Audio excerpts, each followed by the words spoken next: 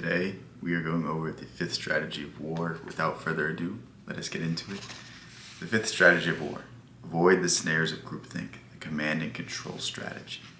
And this is the idea that when people get into groups, when people become organized, they like to stagnate. They like to rely on, the status quo. They don't like to think outside the box. They are petrified to, go against commands, to act when they see an opportunity. And instead of acting when they see an opportunity, they'll say, well, I wasn't given the signal. I wasn't given this. I wasn't given that. And it's our ability to not necessarily break the rules, but bend them when we see an opportunity. Do something out of the best interest of the group, even though it wasn't, necessarily, you weren't necessarily given the order. You weren't necessarily given the ability to make this deal, make this, attack, go after this one thing. But because you did it, because you took that risk, it benefits the whole team. And I think this is a very, very important concept to understand, because rules are there to keep people in line, but rules are also there to be broken. If rules weren't broken, then the United States wouldn't exist. If rules weren't broken, then the Roman Republic would have fallen and it would have collapsed, and Augustus wouldn't have basically brought it from the ashes, and it wouldn't have lived for another few hundred years, few thousand years. Even to this day, if you really see how the Roman Empire became the Catholic Church, but we don't gotta get into that stuff right now. That's a whole nother video. But yeah, anyway, we need to learn how to break out of the status quo. We need to learn how to accept society, accept the rules, accept the things around us, but not stay stagnated in it.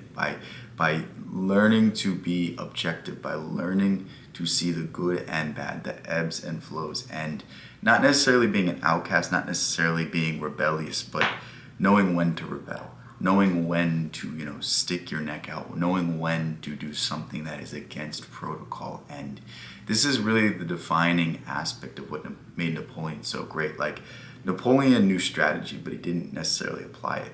He used his chain of command. He used his ability to communicate down the line of soldiers and allow them to act when they saw an opportunity, allow them to act without order, allow them to act when, if they were in another army, if they had another general, maybe they wouldn't be able to seize the opportunity, seize the moment. And it's all about this ability to seize something when it's presented in front of you and not fear the consequences. That always brings the greatest results. And I'm not saying there's no risk in this, but I'm saying it when you see it. You know a great opportunity when you see it, and it's always better to ask for forgiveness than, in the long run, you didn't take that chance. In the long run, you didn't take that risk. In the long run, you didn't do that thing that could have got you a 100x reward, a 10x reward. Think of a used car salesman. I don't necessarily approve of used car salesmen, but if you have a deal and your manager's not willing to, go $200 lower, but you have a deal in mind and you're like, fuck it, we're just going to go for this. And then that person brings you more business. Was that a bad deal in the end? Or was that something that brought the company forward? Was that something that brought the group forward? And it's our willingness to act out of the groupthink, act out of the ideas of society as a whole that allow us for this opportunity for great changes. And I love this book so much. We're going to continue going through these strategies. We're going to continue going through these rules.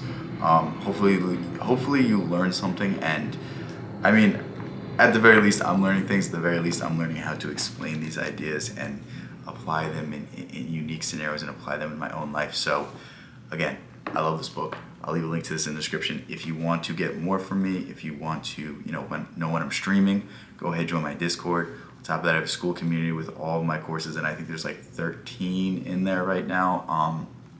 I've been bad about adding them.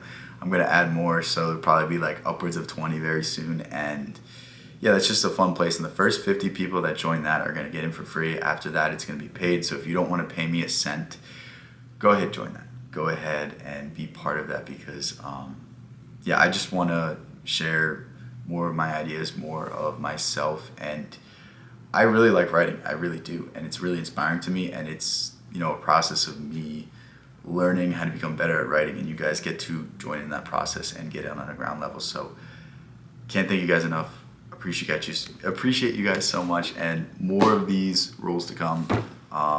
more book reviews to come and more exciting things for the future. So if you like the sound of that, then, consider sticking around. Love all you guys. Peace out. See you in the next one.